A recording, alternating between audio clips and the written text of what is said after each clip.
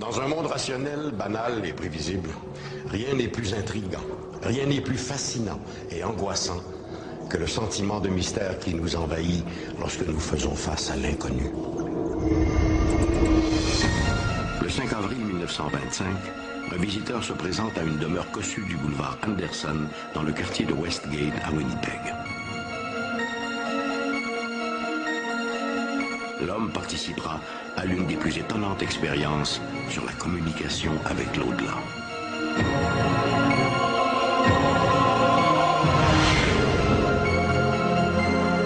Au début du XXe siècle, la quête d'un contact avec les morts est à la mode. Tout le monde s'improvise médium. Qu'arriverait-il si l'un d'eux tenait dans ses mains la destinée du Canada?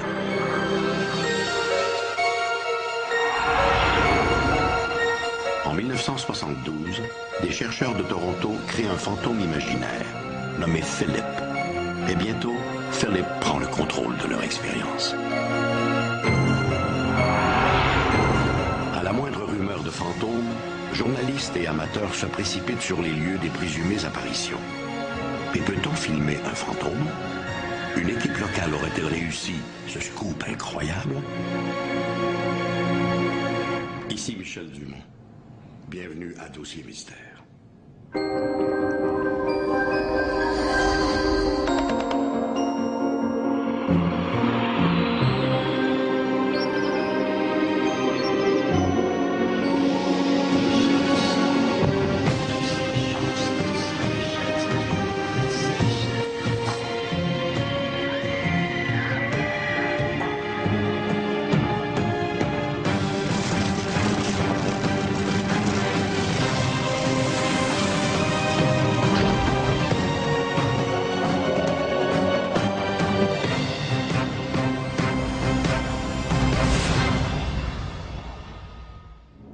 Le spiritisme, c'est l'art de communiquer avec les défunts. Le phénomène est né aux États-Unis au milieu du 19e siècle. De là, il a vite conquis le Canada, puis l'Europe. Le spiritisme a fait l'objet de nombreuses recherches scientifiques à cette époque. Par des moyens souvent fort ingénieux, des chercheurs ont tenté de valider la réalité de ces échanges avec le monde des morts. L'un de ces scientifiques, le Canadien Thomas Glendenning Hamilton, est vite devenu une figure de proue dans ce domaine.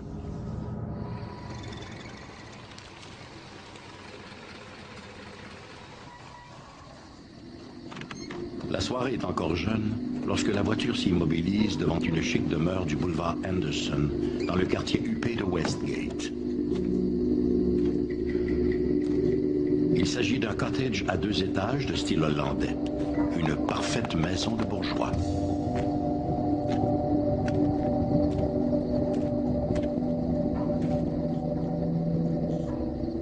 Par les grandes fenêtres illuminées du premier, l'homme remarque que la maison semble déserte, mais il sait qu'il n'en est rien.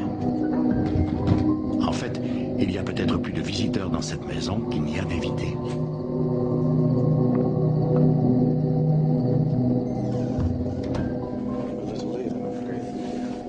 L'homme vient rejoindre un groupe rassemblé dans une pièce spécialement aménagée au 2e étage.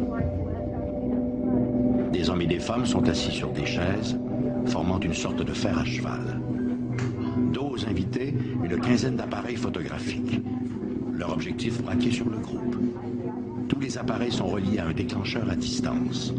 Au centre est placée une petite table en bois. En silence, tous les participants se prennent par la main et collent leurs pieds sur ceux de leurs voisins, formant ainsi une chaîne humaine. Commence alors l'étrange séance. L'esprit, ami de l'autre monde, désirez-vous communiquer avec nous? Mes amis, êtes-vous là?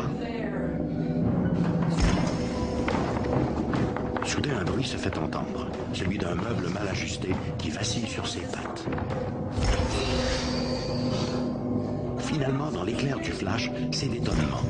La table flotte maintenant à l'envers, à 1 mètre du sol. Tous n'ont qu'une pensée, pourvu que la photo soit bonne.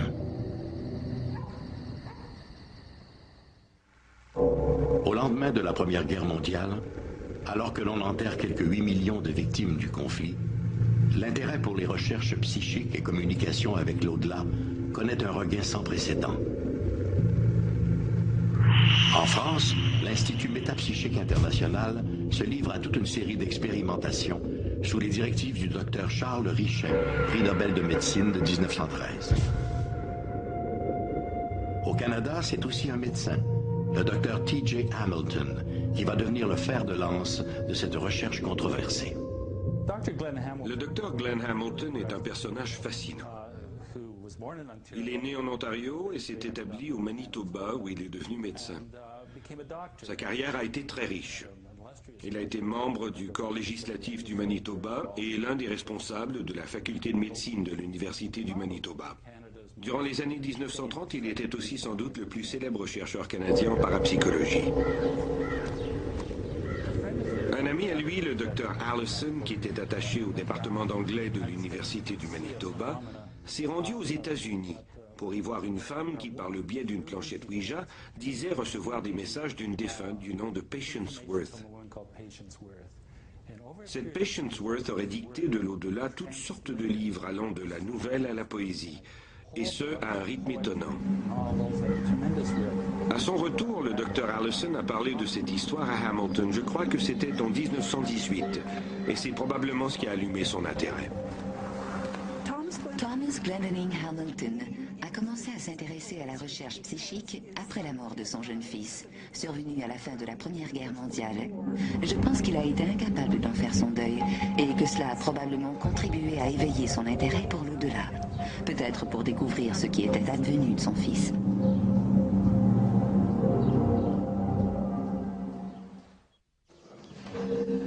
Hamilton aménage le laboratoire dans la grande chambre du deuxième étage de sa résidence du boulevard Henderson.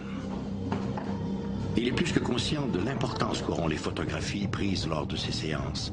Elles deviendront le point d'appui de ses recherches. Afin de documenter certains de ces phénomènes, Hamilton avait monté une série de caméras et de flashs automatiques qui pouvaient être activés dans l'obscurité la plus totale.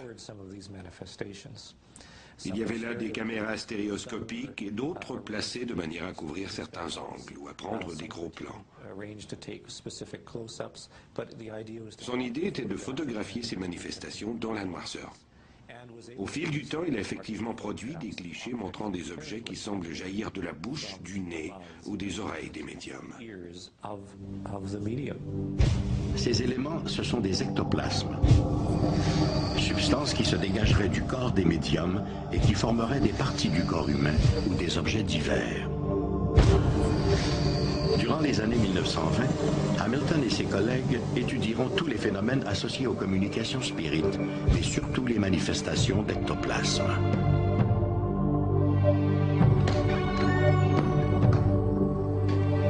Fidèle à sa règle, Hamilton ne fait appel qu'à des médiums non professionnels, bénévoles, qu'il connaît personnellement et qui acceptent de se soumettre à toutes les mesures de contrôle qu'il leur impose. À son arrivée, le médium est fouillé de façon à s'assurer qu'aucune substance étrangère ne puisse être introduite dans le laboratoire.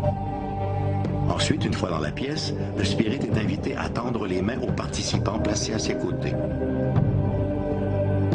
Durant toute la tenue de l'expérience, les mains du médium ne quitteront pas celles des gardiens. Et c'est pendant la transe que les esprits se manifestent par le biais d'ectoplasme.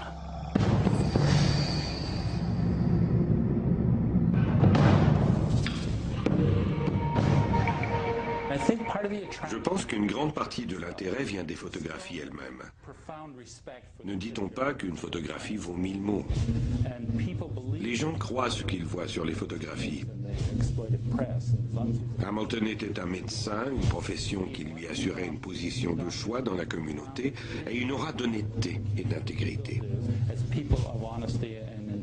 Il était membre du Parlement provincial et jouissait d'une grande crédibilité.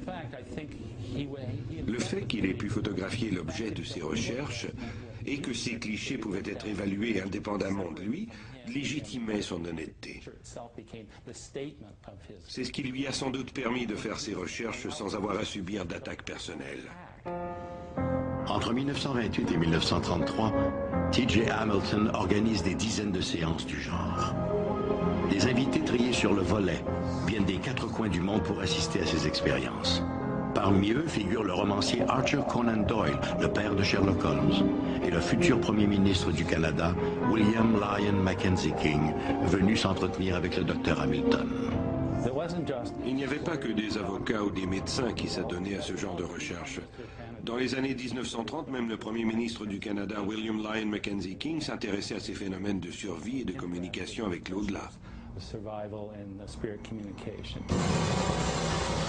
Si les séances et les photos réussissent à convaincre Hamilton et ses compagnons que l'âme survit après la mort, nombreux sont ceux qui n'y voient qu'une supercherie. Il est tout à fait certain que Hamilton croyait dans ces phénomènes. Je pense que lui n'aurait jamais accepté de participer sciemment et volontairement à une fraude, quelle qu'elle soit. Cela dit, il est vrai que plusieurs photographies sont douteuses, et c'est ce qui entretient l'idée que les fraudes ont quand même pu être perpétrées par certains des participants. Il était sérieux dans ce qu'il faisait. Ses recherches étaient rigoureuses et il appliquait une certaine méthodologie scientifique.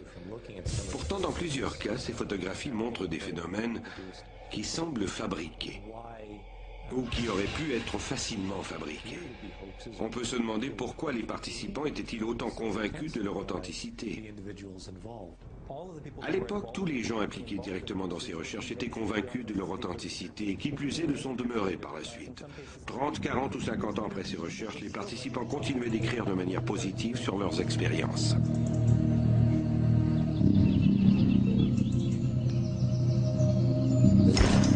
Plusieurs des médecins et des politiciens impliqués ont raconté qu'il aurait été très difficile pour le médium d'introduire quelque chose dans la pièce. Et rien n'en sortait non plus. La pièce elle-même était vérifiée.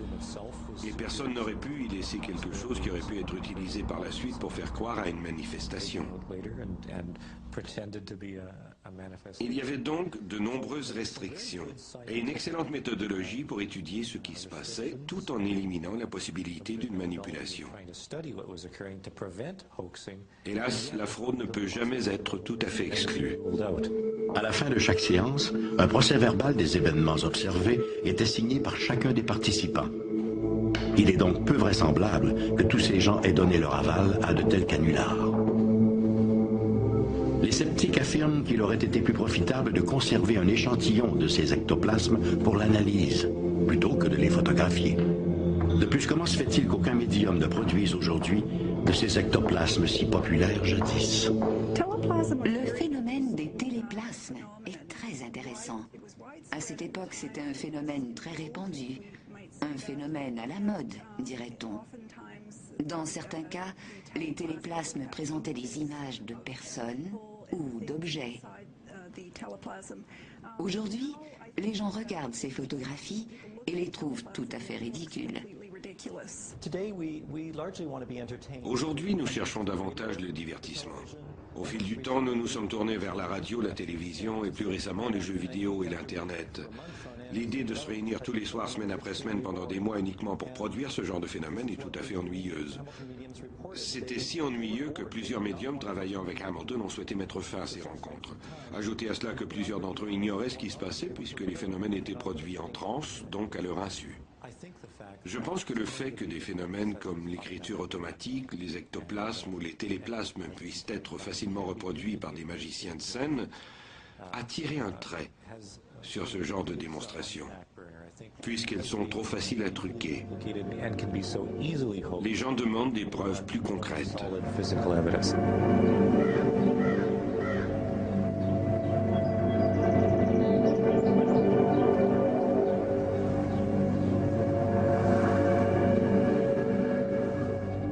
Depuis les recherches de T.J. Hamilton, le spiritisme s'est transformé, tant et si bien que l'art de faire tourner des tables a pratiquement disparu.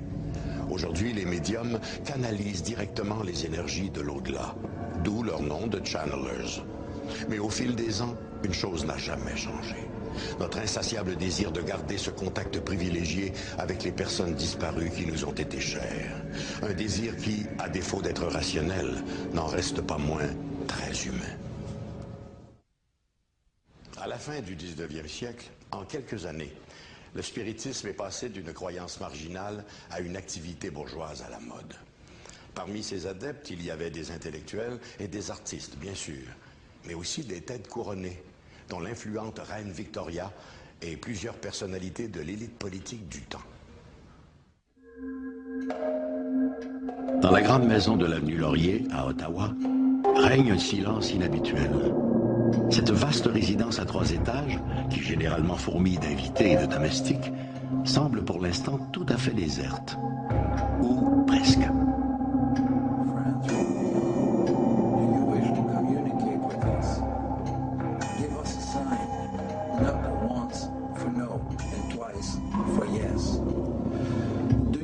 Communicate with us.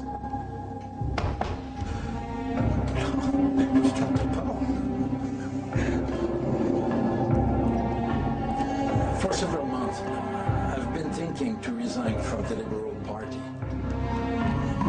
Should I do it?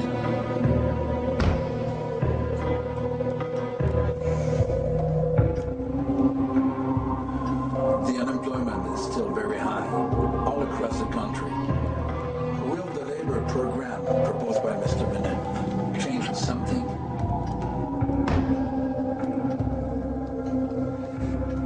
Si notre homme semble tant s'intéresser à la politique canadienne, ce n'est pas par hasard.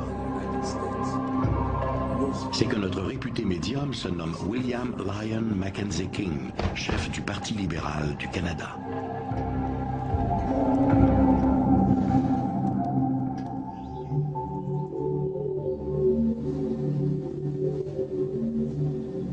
En 1908, alors que Mackenzie King commence à briller au sein du Parti libéral du Canada, rien ne laisse croire que celui-ci deviendra un adepte du spiritisme. Célibataire, très près de sa mère, il mène une vie austère.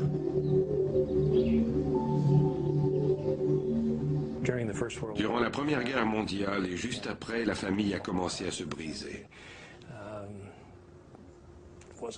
Son père est mort, puis sa mère, son frère et sa sœur.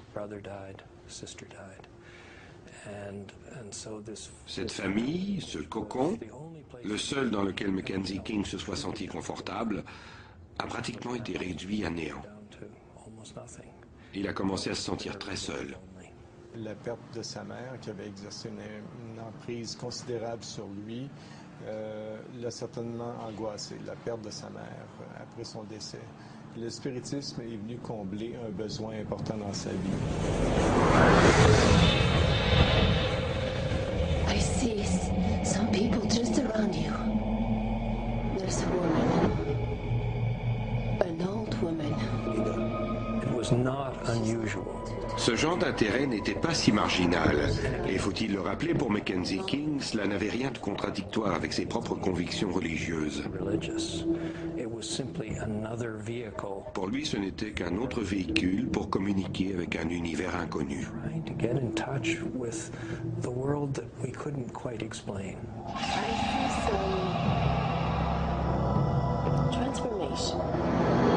En mars 1925, Mackenzie King, qui s'intéresse de plus en plus aux sciences occultes, consulte une certaine Rachel Bleney, une voyante de Kingston, en Ontario. La médium lui prédit une écrasante majorité au scrutin d'octobre 1925.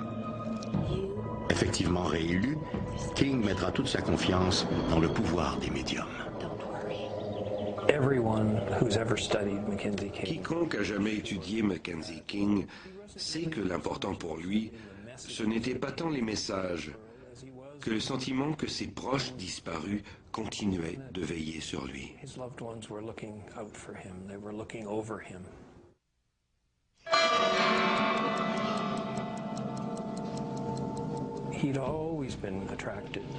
Il a toujours été fasciné par certains nombres et par cette façon de comprendre le sens caché des choses. Certains appelleraient cela de la superstition. Il est arrivé qu'en pleine chambre, il était assis à son pupitre, à son siège, et il a observé il a remarqué que plusieurs députés conservateurs étaient manquants. Et en fonction de la disposition des bancs, et des absents à ces bancs-là. Il a réussi par une gymnastique mentale qui est assez difficile à décrire. Il a commencé à soutirer des chiffres de cet épisode-là. Il a commencé à voir le chiffre 30 à cause de la disposition des bancs et des députés qui étaient assis sur les bancs. Et donc, le chiffre 30, à partir de là, a pris une certaine importance dans sa vie. En 1930, Mackenzie King est défait aux élections. Ses responsabilités publiques étant diminuées, King peut dès lors consacrer plus de temps à ce qu'il appelle ses recherches psychiques. Cependant, la discrétion est de mise. Ses plus proches conseillers voyaient ce qu'il faisait. L'un d'eux a même écrit dans son journal que tout cela était, politiquement parlant, de la dynamite. Si cela venait à être connu, la réputation de Mackenzie King en souffrirait. En 1948, William Lyon Mackenzie King se retire de la vie publique. Mais jusqu'à la fin de sa vie, il entretiendra avec l'au-delà une relation privilégiée. Bon nombre de ses expériences avec le monde occulte sont relatées dans son journal intime. Ce journal-là, Mackenzie King avait demandé qu'il soit détruit, en particulier les passages qui reflétaient certains aspects de sa vie privée, entre autres son intérêt sur le spiritisme. On peut supposer que c'était ça. Ses héritiers ne se sont pas entendus sur ce qu'ils devaient faire parce que les pensées politiques et relatives à la vie privée étaient enchevêtrées sur un même document, donc c'était impossible de procéder à un découpage. Le journal est demeuré intact et a servi à plusieurs historiens. Aujourd'hui, il est disponible sur l'Internet, sur le site du gouvernement du Canada, sur les archives nationales. Le 22 juillet 1950, Mackenzie King meurt paisiblement dans son lit du domaine Kingsmere. Après une vie consacrée au peuple canadien, il peut maintenant aller rejoindre cet au-delà qu'il a tant invoqué en secret. C'est ainsi que se termina la double vie de Lyon Mackenzie King. Un historien de l'Université d'Ottawa a écrit un article très intéressant sur Mackenzie King et le monde des esprits. Essentiellement, ce qu'il disait, c'était « Comment est-il possible de vivre une double vie ?» Comment peut-on le soir être si passionné par l'au-delà et le jour s'en détacher complètement? Tout cela a certainement dû avoir un impact. Je pense que les séances de spiritisme, ces croyances dans les esprits, dans l'au-delà, ainsi de suite, je pense que ça n'a jamais exercé la moindre influence sur sa politique, et surtout pas pendant la guerre, parce qu'il a renoncé d'ailleurs au spiritisme durant cette période-là de sa carrière politique. Malgré les recherches menées par le Dr. T.J. Hamilton dans la première moitié du 20e siècle, malgré l'intérêt passionné de plusieurs personnalités publiques et politiques, malgré les progrès scientifiques, la preuve de l'au-delà reste encore à faire. 150 ans de communication médiumnique n'ont pas apporté cette preuve irréfutable dont rêvaient les spirites. Avec humour, Woody Allen disait « Je ne crois pas à l'au-delà, mais j'en porte quand même un caleçon de rechange. » Sage précaution. Au début des années 1970, des chercheurs de Toronto ont réussi à créer un fantôme imaginaire qu'ils ont nommé Philip. Lors de pseudo-séances spirites, ces chercheurs sont parvenus à reproduire tous les effets généralement associés à des manifestations d'outre-tombe. Coups frappés, lévitation d'objets, réponse à des sujets ignorés des participants. Aujourd'hui, l'expérience de Philip le fantôme demeure la plus importante de toute l'histoire de la parapsychologie.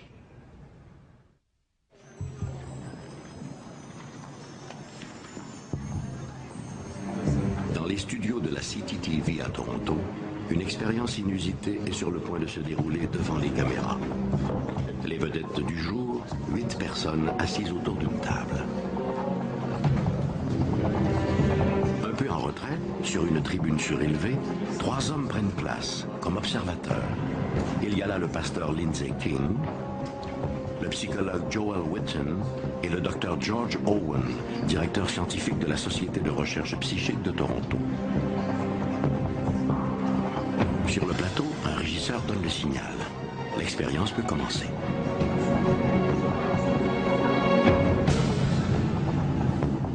Les participants passent leurs mains à plat sur la table, puis entament leurs incantations.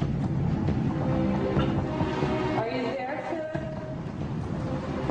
I want to see you, Philip. Presque aussitôt, la table se soulève, comme si elle était douée d'une vie propre, au grand étonnement des participants. Mais bientôt, il apparaît que le dit Philip n'apprécie pas trop sa position au milieu de l'assistance. Il entraîne vers le révérend King la table, et avec elle les 8 médiums, qui s'efforcent tant bien que mal de garder leurs mains sur le plateau.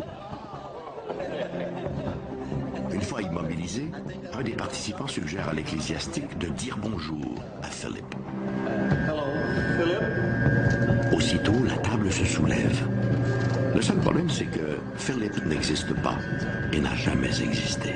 Philip est un fantôme imaginaire, un fantôme créé de toutes pièces. À l'automne 1972, le docteur George Owen, directeur de la Société de recherche psychique de Toronto, élabore une expérience singulière.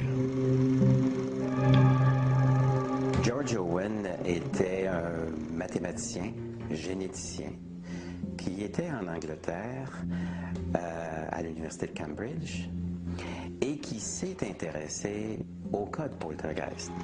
Avec l'aide de 8 personnes, 3 hommes et 5 femmes, qui n'ont a priori aucun don pour communiquer avec les esprits, le Dr Owen va mener une des plus importantes expériences parapsychologiques du XXe siècle. Philip, le fantôme imaginaire. Philip le fantôme imaginaire est une expérience menée par un groupe de recherche en parapsychologie de Toronto pour démontrer que certains événements à caractère paranormal peuvent se produire sans l'intervention d'esprits venus d'ailleurs.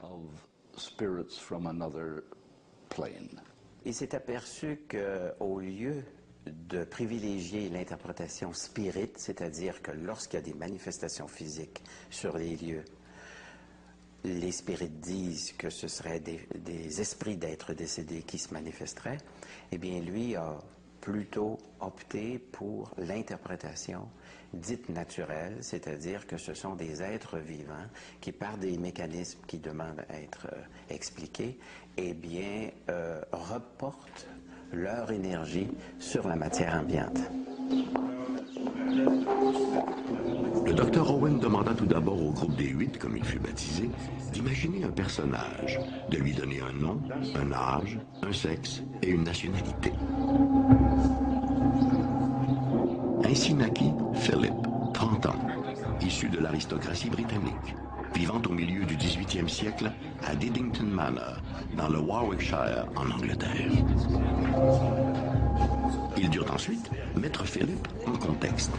On lui trouve donc une épouse, Dorothy, femme hautaine et frigide. Ils donnent également vie à Margot, jeune et belle gitane, de qui Philip tombe follement amoureux. Hélas, Dorothy découvre les infidélités de son mari et fait accuser Margot de sorcellerie.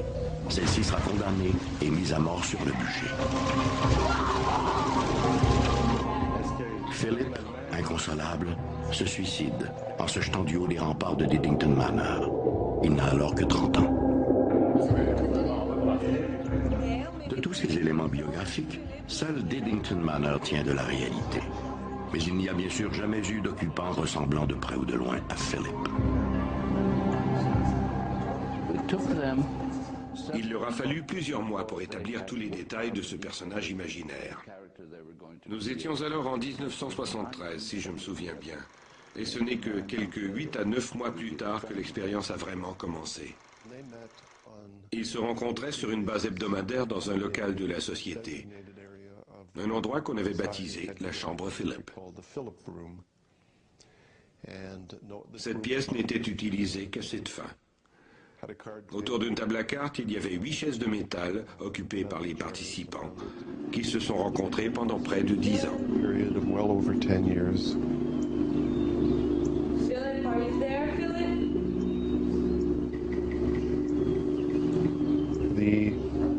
Dans un état de méditation, le groupe était assis en rond autour d'un un portrait de Philip, essayant de produire une apparition. 1 an plus tard, il ne s'était toujours rien produit. Aucun phénomène, aucune apparition. Philip, we're looking for you. Philip, give us a sign, please. Alors, au tout début de ces séances-là, on a développé une amitié. Cette amitié, au fur et à mesure des mois qui passaient, sans effet de psychokinésie ou de télékinésie. Et à un moment donné, donc, il change de stratégie. Et là, tout à coup, les premiers effets sont sentis. Alors, ce sont ces effets des coups frappés qui venaient au-dessus ou en dessous de la table, et puis des mouvements de table. Donc, des phénomènes physiques que l'on peut documenter. Give us a sign, Philip. Philip, are you there, Philip? Après 1 mois ou 2 de discussion avec le fantôme imaginaire de Philip, les participants ont commencé à entendre des coups sur la table. Les gens disaient par exemple « Bonjour Philip » ou « Allô Philip », et aussitôt, ils ressentaient un coup juste sous le bout de leurs doigts. Ou encore, si un visiteur se présentait et prenait place en disant lui-même « Bonjour Philip », il ressentait à son tour un cognement sous ses doigts. Ces coups étaient audibles et ont été enregistrés sur bande. Ils avaient aussi une enveloppe sonore tout à fait caractéristique. Nous avons publié tous les détails de cette étude sonore. Les cognements ont éventuellement cédé la place aux secousses de la table. Puis elle a commencé à se déplacer pour enfin se renverser littéralement sur le côté. Pour les participants, ces phénomènes étaient la preuve du succès de l'expérience.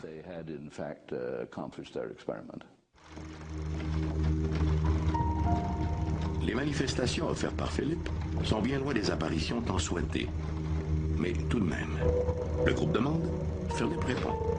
Et étonnamment, ces réponses sont toujours en accord avec sa supposée biographie.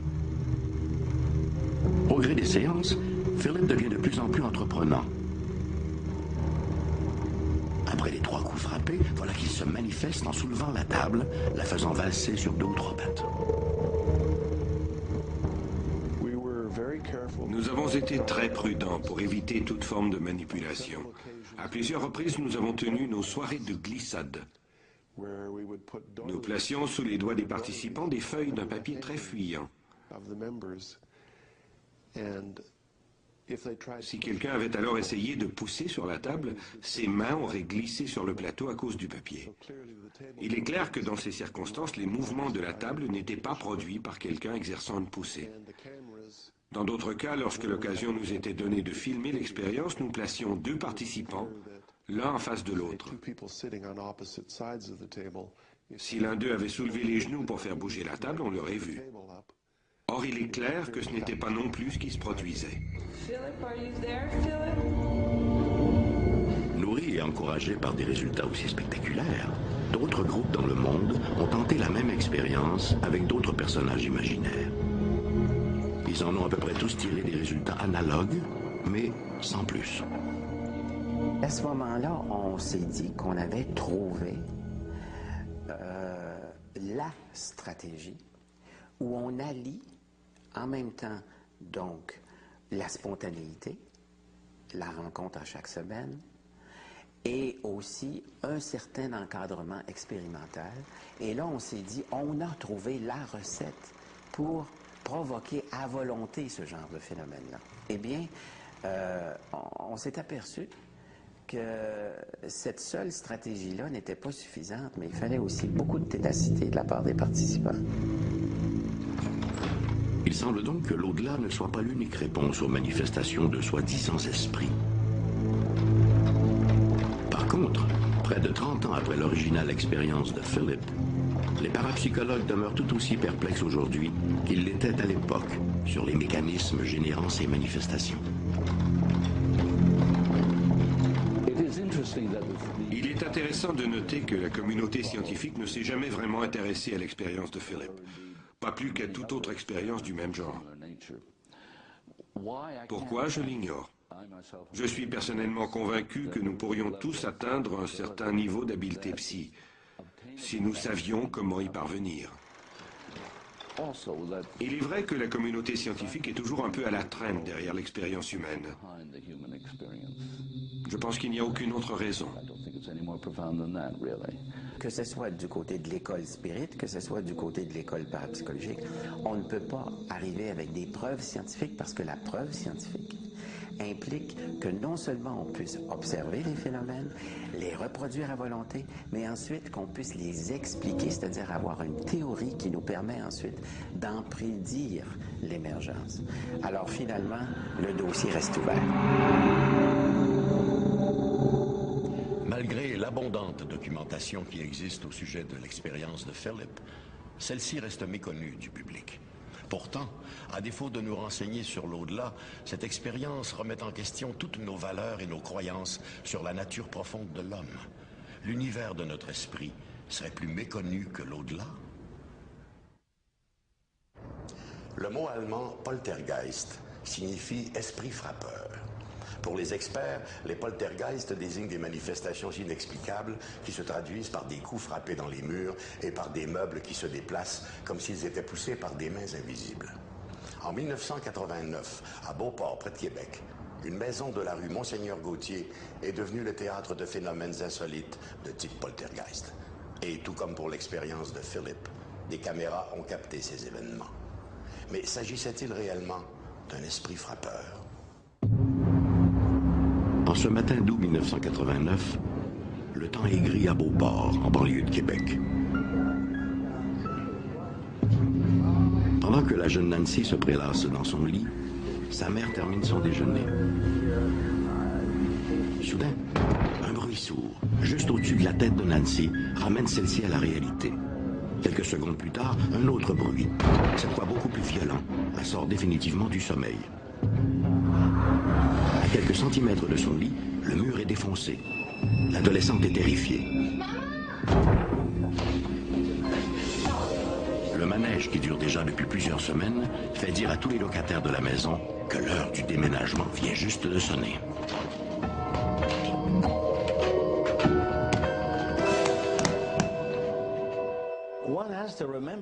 Des choses étranges se sont passées à Beauport, près de Québec, à l'été de 1989. On a rapporté qu'une maison se donnait en spectacle de manière sporadique. Quel phénomène se produit dans la maison? Que le mur avance, quand vous l'avez, et puis ça fait du bruit comme ça. Fait que vous ne pouvez pas avoir mieux que vous avez présentement dans le visage. Nous-mêmes avons été sceptiques. Quelqu'un frappe de l'autre côté, mais des policiers ont été témoins du phénomène sans que personne ne se trouve dans l'autre appartement. Les locataires ont commencé à être témoins d'étranges phénomènes. Évidemment, tout cela les a effrayés et ils ont cherché des réponses. Mais qu'est-ce qui se passe ici? C'est Madame Godbout qui, la première, entend un bruit sourd venant du mur qui la sépare de sa voisine. L'impact est si puissant que le placo-plâtre se détache de la cloison. Madame Godbout croit Madame Cochrane responsable de ce bruit. Dans les 48 heures qui suivent le premier coup, les locataires de la maison rue Monseigneur-Gauthier entendront 19 de ces détonations. À chacune d'elles, c'est tout l'édifice qui vibre. Désemparés, les locataires contactent la ville de Beauport qui envoie sur les lieux un de leurs inspecteurs en bâtiment. Il y a une madame qui m'a dit, quand j'y étais, ça venait juste de se produire. Elle a dit, restez ici, là, M. Dubé, ça va se reproduire. Puis elle a dit, appuyez-vous l'épaule après le mur, puis elle dit, allez voir, elle dit, qu'est-ce que ça fait? J'attendais des claquements. C'était des claquements, pas comme des petits coups de fusil. Et puis, je me suis appuyé l'épaule après le mur, et puis, tout d'un coup, là, ça a frappé. J'ai été projeté assez pour être saisi. Fait que là, j'ai constaté qu'il y avait quelque chose qui était anormal qui se produisait. Après quelques jours, les nerfs sont à fleur de peau rue Monseigneur Gauthier. Tout le monde accuse tout le monde. Tout le monde soupçonne tout le monde et personne ne voit plus personne. Les locataires de la maison hantée, comme on dit dans le voisinage, ont un urgent besoin d'aide. Les pompiers et les policiers ont fait des enquêtes un peu partout, à savoir ce qui se passait dans cette maison-là. On a tout d'abord cru à des émanations de gaz qui auraient pu s'échapper du sol et créer une pression sur la structure de la maison. Gaz Métropolitain a alors dépêché une équipe technique afin d'y effectuer des analyses. Pendant qu'on était en dedans, on a entendu un bruit fort à l'étage, un bruit comme un coup de poing dans le mur. On est monté, on n'a vu personne, on n'a rien vu, mais on a terminé notre expertise, puis effectivement, il n'y avait aucune trace de gaz naturel et de méthane dans l'édifice.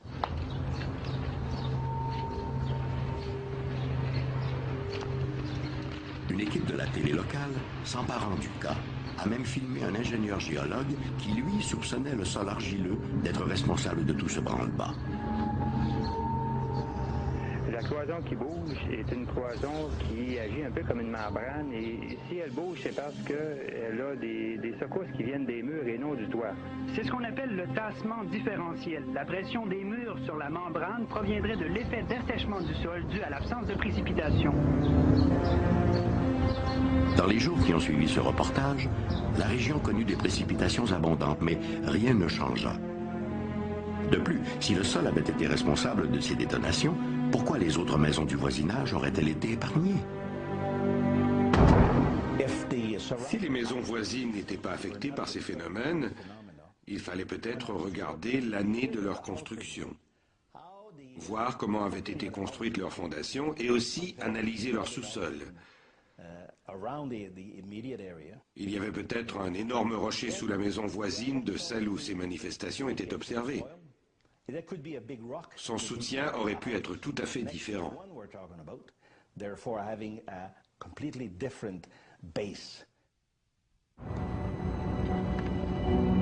En l'absence d'explication rationnelle de la part des experts, les rumeurs de poltergeist n'ont pas tardé à circuler. Le 4 août, en après-midi, la ville de Beauport ordonne l'évacuation de la maison afin d'assurer la sécurité de ses occupants. Pour plusieurs d'entre eux, il n'y a aucun doute. Ces manifestations, qui les terrorisent, sont dues à des esprits maléfiques, à des poltergeists. Pour les 4 familles impliquées, ce cauchemar allait bientôt prendre fin.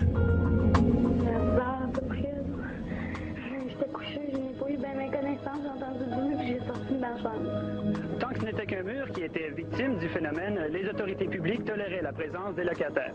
Mais maintenant que plus d'un mur est touché ailleurs dans la maison, on ne prend plus de risques, on a exigé l'évacuation. À ce moment-là, les gens étaient presque en panique, propriétaires, locataires. Les gens avaient la crainte et ils avaient peur de ce qui se passait.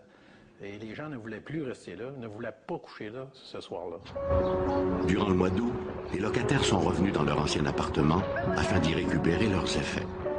Il semble que les bruits y étaient moins puissants et plus espacés. Si bien que, à la fin d'août, l'étrange phénomène semblait terminé. Les esprits avaient définitivement quitté l'immeuble du 3566 Monseigneur Gauthier. Je ne suis pas un fervent de fantômes, d'ovnis ou quoi que ce soit. Mais ce que je peux vous dire, c'est que la bâtisse est encore là et qu'elle est habitée.